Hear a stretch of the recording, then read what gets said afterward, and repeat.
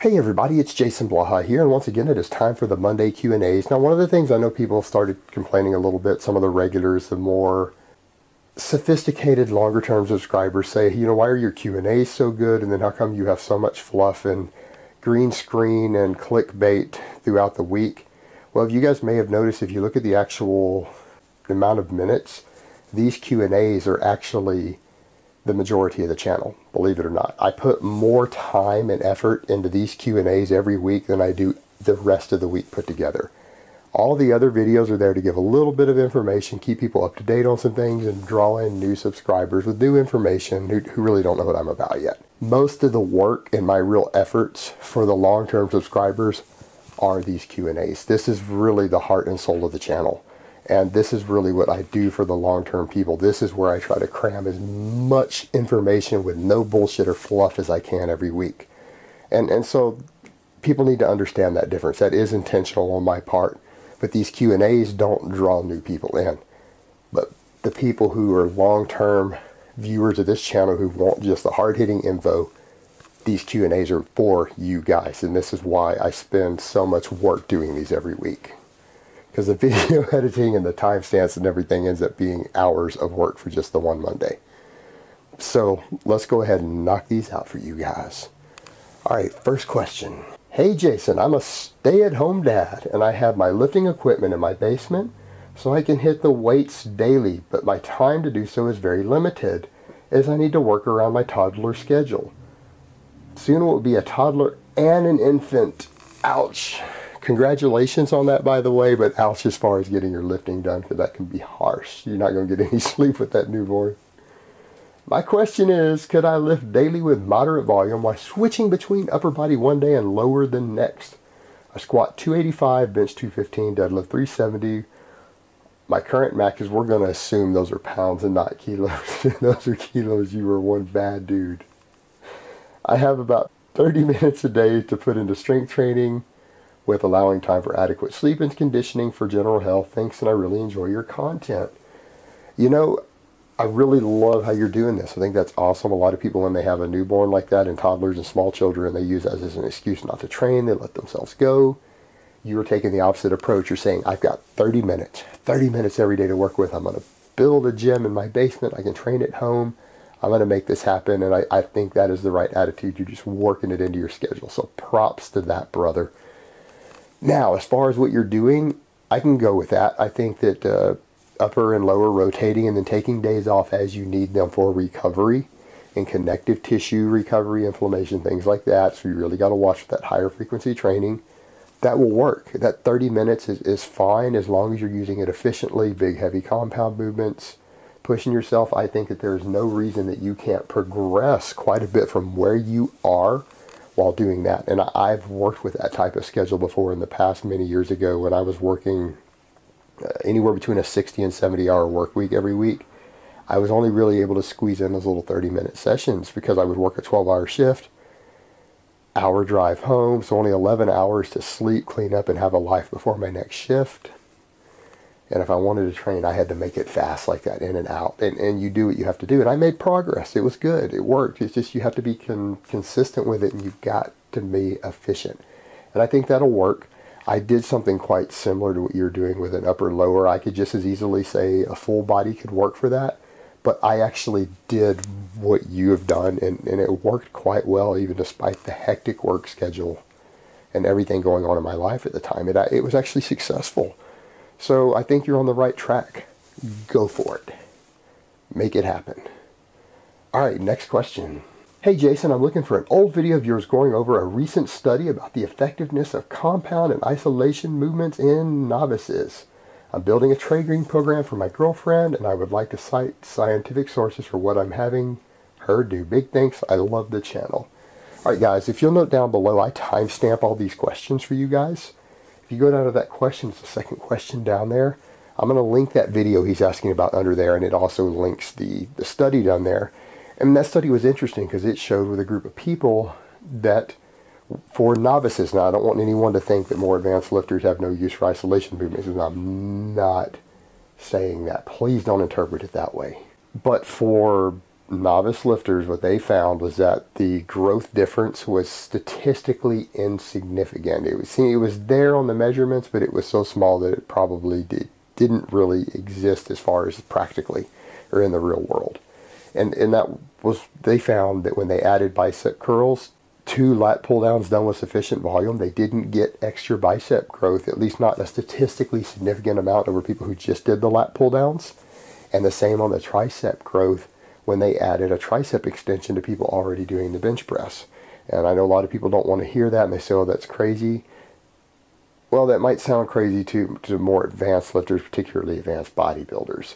But for the novice, it turned out to be that way with the study. There wasn't really a difference. And a lot of people, you'll notice that, you'll see a lot of people like that in the real world. That as long as they're getting sufficient volume on some of those compounds, even the least, some of them not the best compounds for that smaller muscle group even, they still grow pretty fast. They get good results, and they may not grow any faster if they throw an isolation in. So there is certainly data out there showing that, and we've seen it happen in the real world, that it very well can happen that you can get good development that way. Now, obviously, as you start getting a little more advanced, you're not a novice, you've been training 6 months or a year, you're going to have things that are going to start lagging. You're going to have weak points that if you want to be balanced, not everyone cares about having a balanced aesthetics. I don't care that much, but a lot of people do, and if that's important to you, then you're going to have to address it. But addressing it that early, from what we can tell, doesn't seem to have any benefit. It's wasting time. So check that data out for those who are curious about it. All right, next question. Why do I feel tired after having a whey protein shake? The same has happened with gainers too. Thanks. All right, simply put, some people are going to say, oh, it must be tryptophan or something like in turkey. No, that's actually a myth. It doesn't work that way. You get tired after this for the same reason people oftentimes get tired after a big Thanksgiving dinner. It has to do with the insulin response. When insulin goes up and it spikes, it can cause an increase in melatonin production afterwards. Melatonin is your body's primary sleep hormone. Now, generally, fast-acting carbohydrates are what's going to cause this to happen. But whey protein, if you look at data on it out there, is very insulinogenic. It produces a higher insulin response, oftentimes, than many simple sugars do. Just whey protein on its own. So, accordingly, for a lot of people, and this is not universally true, but for a lot of people, that's going to equal increase in melatonin. Your body might start producing melatonin. If you start producing extra melatonin, which under normal circumstances is what you produce when you're in darkness, nighttime is here and you're not sitting in front of your computer with light hitting you, that's when your melatonin goes up. Well, this can also cause melatonin to go up, which is going to just make you start getting sleepy and tired. So it's actually a hormonal response as a result of the insulin response from the protein is the most likely culprit I can think of here, and it makes sense biochemically and biologically. So that's what I think is going on probably for you, if I had to guess. All right, next question. Do smaller individuals have an advantage in strength gains compared to larger individuals? Smaller and larger in terms of height, thus speaking in terms of pound for pound strength. Yeah, there we go, pound for pound, because when it comes to absolute strength, the bigger you are, the more you weigh, the taller you are, the more muscle you can pack on, the more total weight you can move, the stronger you can be potentially in absolute strength. But that relative strength, the pound-to-pound strength, shorter guys will always dominate. That's why we don't use body weight ratios at all, particularly for shorter guys, because they'll always win. They're not stronger, their relative strength is higher, and it's for multiple reasons. Now, obviously, high up on the list, a lot of people realize very quickly they don't have to move the weight as far. If you have shorter legs and shorter arms, any exercise, basic exercise, you're going to cut inches of range of motion out of it versus someone who's taller. You're doing less total work. Therefore, you can achieve it easier at a lighter body weight with less muscle mass by a very, very small amount. It's not going to be tremendously different. I mean, shaving 3 inches out of your squat isn't going to add 200 pounds to your squat, but it might add 5%. And when we're coming to pound strength, that gets real important. Now, the other factor to consider there, again, the pound-to-pound strength, the relative strength. If you're shorter, you have less bone. So at the same body weight, if you have less bone, you have the potential to have more muscle at that weight. So it's easier for you to have a better pound-to-pound strength because you have less bone and more muscle than a taller guy with a bigger frame would have at the same body weight. So do short people have an advantage there? Yes, absolutely. And there's a reason shorter guys dominate strength sports in the lighter weight classes. And there's a reason taller guys dominate the absolute strength within reason. So it's pretty straightforward there. And it's very, very simple when you look at it and understand those two different variables involved. And they both contribute. All right, next question. Jason, is the rate of which a natural athlete, and I hate that term natural, let's say a steroid-free athlete, can put on muscle set in stone, such as the 2 pounds per month you often quote for noobs, or is it relatable for how far away from your genetic potential you are? When you agree someone coming out of anorexia, for instance, let's say 6'6", 150 pounds, can put on muscle much more rapidly than someone who is 6'6", 200 pounds, given they have the same training history? Well, there are a lot of variables there, and the thing is, being close to your genetic potential, even if you're identical twins, your lifestyles could be different. Some people have been more physically active than others. Someone who has a job working construction or is an industrial mechanic versus someone who has a desk job and doesn't exercise is obviously going to have a lot more muscle mass, even if they're twins. They're obviously not going to be able to gain muscle as fast as if the other guy starts training. But the thing is, that's true, but when you come to the anorexia, for example, did you guys notice how long it took Ian McCarthy after he had anorexia to look like he started lifting? Think about that. There were people saying, does he even lift? Does he even lift? 2 and 3 years after he started lifting. Now the guy's starting to get reasonably jacked. And if you guys recall that other thing I released, it's other factors as to why he's starting to look more jacked. But I digress. Back to the point about the anorexia, he didn't just bounce back and start gaining muscle quickly. Because when you're dealing with something like anorexia or prolonged illness that has caused muscle loss and no anabolic drugs are thrown into the mix, which they oftentimes are with a muscle wasting disease, for a lot of diseases it's very easy to get a prescription for anabolics if you've lost significant amounts of muscle, because your body doesn't just put it back on easily. Like, you're thinking those people are going to come back and make super noob gains because they've lost 25 pounds of muscle due to illness or starvation, but they have changed their body negatively. They've put large amounts of stress on their body. They've changed their hormone production. Their body is producing less anabolic hormones. And those anabolic hormones may not return in just a few months. They might take 6 months. They might take a year. They might take 2 years to return.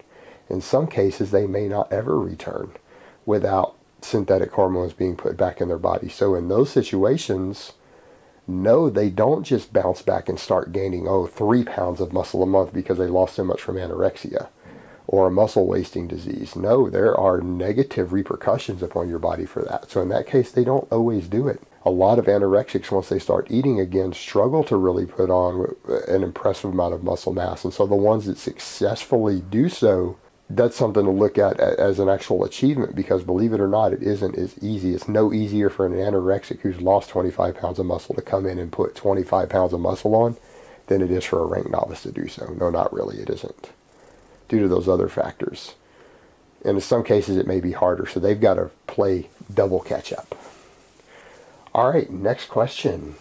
What are your thoughts on occlusion training? You know, I've covered this before, and I know there are people who have great science credentials who do like the occlusion training. I think it's complete horse shit. I think it is, the entire concept of it is gimmicky and it's silly bullshit. And in fact, the data that I have seen that suggest it may be equal or in any case better to conventional training does not prove it adequately, because they do not use proper control groups the way that they should. I've seen studies to where they compare it to something different than the occlusion training with the occlusion training added. How many of them have you seen them say, well, what happens as far as these biomarkers go if I just do the occlusion training and 20 subjects in one group and I have 20 subjects in another group do the exact same training as the occlusion group but without the blood flow restriction? Do we get the same biomarkers? And let's run it out for 6 months and see which one actually gains more muscle. I think that they're using the ultra high reps and the light weights, which we know from studies will still put muscle on you at a pretty good rate. In and of itself, that's gaining the muscle, and they're slapping the occlusion bands on and trying to give the occlusion bands credit. And the truth is, oftentimes the occlusion training isn't even run long enough to see how much long-term hypertrophic potential it has. It's being done in the short term, and they're just looking at biomarkers in the blood, not necessarily long-term changes in tissue proteins and structural changes over 6 months or a year, or any significant period of time.